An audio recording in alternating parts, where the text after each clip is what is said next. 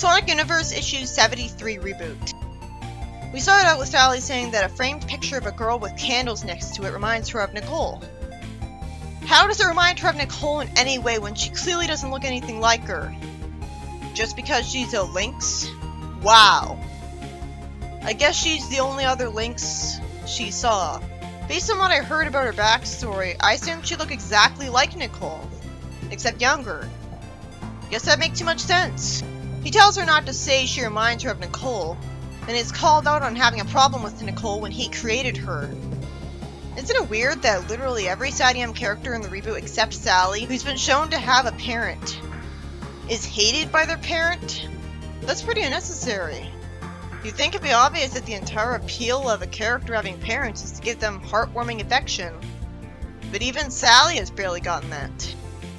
I get that it's more interesting to have bad parents because it's darker, but this is getting ridiculous. Like, it's pretty clear he's not super attached to these characters. Like, he doesn't really like them. Like, because he has no problem with this whatsoever. He doesn't hate it at all. Anyways, he says that the photos of his daughter, and Nicole was supposed to save her life. I was already spoiled on this a long time ago. And knowing about this ahead of time, combined with the text box Ghost in the Machine, made phage more interesting to me because I was wondering if phage was the ghost of Nikki.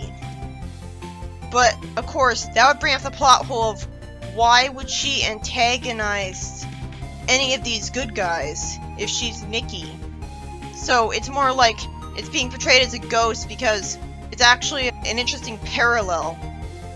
Then we see Phage tell Nicole that if an organic being dies with a secret, their secret dies with them. But digital information is much harder to disappear.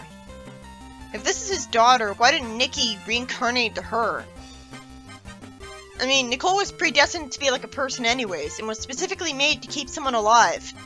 I guess she was made so that the girl's mind could be transferred into the computer. Phage asks what secrets Dr. E would take with him if he died. I have a question. Why didn't Phage simply introduce herself to Nicole like a normal person and talk politely instead of creeping her out with this random train of thought? People don't talk like that. And she says that she can call her Phage. Like, what kind of a name is that? She says that she's essentially an AI as well, and is learning and growing. That's what she does. Okay, so she is talking to her like a proper person. They don't just start fighting. She inexplicably asks why Nicole wants a body to interact with the physical world. Isn't it obvious? You can pick stuff up, for one. Nicole says that she's just curious about it, and envied her friends as well. She's told that she's not foolish for that, and she's called fascinating. Phage says that she's the one interfering with the system, and attacked Dr. E in the digital world. Why though? Like, why did she use the badnik to attack Sally? Sally didn't do anything to her. Nicole should be asking why, but instead she just thinks with emotions and tries to attack Phage. Without a text bubble or anything explaining that, she just assumes that she's an evil program of Eggman's. She could have at least tried to teach her morality. She should have just said, "Why'd you attack them? They're nice people who didn't do anything to you." Then if the response showed that Phage was hopeless, like she could say, "I'm working for Eggman," she'd be justified in attacking her. Also, you'd think that since she's the master of her own domain, who can just cut a blockade in half, she'd be able to kill Phage instantly, without even trying. So this whole fight is forced. Phage just says that the attack was cute and amusing. And she says that she's here with certain objectives and she can't stop her.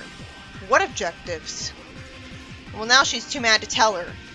I think the next scene is stupid padding, so I skipped it. He was hoping she could have lived on in the digitizer. Well, doesn't the physical body need to be alive for that? I don't see why though. This is stupid. The artificial intelligence program that was mapping her neural scans that became Nicole. That sentence doesn't really make much sense, grammar-wise. Shouldn't you omit the that? She says that's not fair to blame Nicole for his daughter's death. If anything, it's his fault because he waited too long to make Nicole. He says they didn't blame her, and that's why he gave Nicole to her instead of deleting her. She says that Nicole's feelings are being hurt, being ignored. And while he's being an asshole here because Flynn can't stand to write OCs that aren't assholes most of the time, He did have a good point saying that Sally's not as worse off as him because she got her father back. Then Sally notices some purple gas and says that's Dark Gaia, so that's supposed to be why they got so mad at each other. That's not why he mistreated Nicole, is it? So they get threatened by monsters and go to the lab.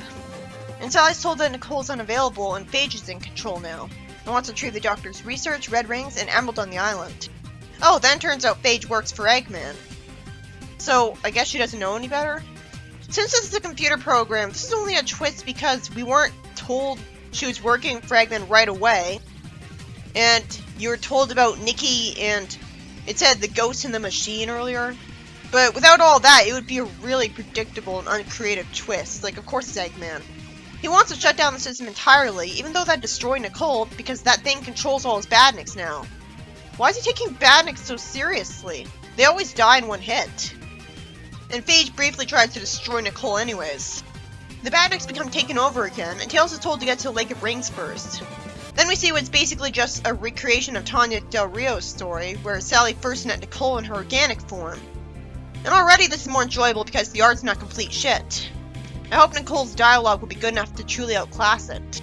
Nicole says it's just complicated, instead of simply saying that she's a solid hologram, and says that she wanted to see the stars. And then the flashback ends instead of her seeing the stars, and talking about how she wants to feel water and stuff. If it's not going to continue after that, then Tanya's story was better written.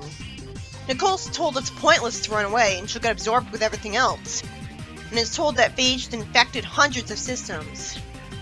If running is pointless, this is just a giant scene of padding.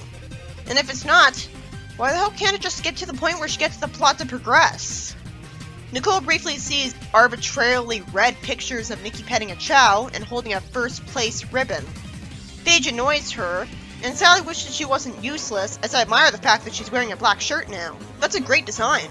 I guess it's her shirt under what's normally her blue jacket. She actually looks better this way. She gives him her weapon and plans on using the digitizer, and he says that she can't take that risk because she's a princess. He should say, "You're the king's only heir." She makes a good point that the royalty should serve its people, calls him out, and then Sally shows up to save Nicole. Why did the text box from earlier have to call Phage the ghost in the machine if it wasn't a ghost and was literally just a simple assumption? It just seems disappointing that she's pure evil now when she was willing to talk to Nicole, instead of immediately attacking her. This issue was by Ian Flynn. It was about Phage, who's simply a self-aware virus of Eggman's, kidnapping Nicole and taking over the Nice Nicks to try to get an emerald and red ring for him. Well, I should compliment the fact that for once he kept it simple, instead of trying to be more complicated just to create a plot hole, because if it was Nikki's ghost, I'd have to wonder why she was being evil. But if it's just working for Eggman, I mean, that's pretty uncreative. And Sally eventually goes into cyberspace to try to save Nicole after the convolution to her backstory is revealed that purely exists for the sake of making her father hate her. Just for the sake of this one story arc. She could have easily simply been Rotor's creation. Or Chuck's. That was annoying. Well, the story wasn't bad.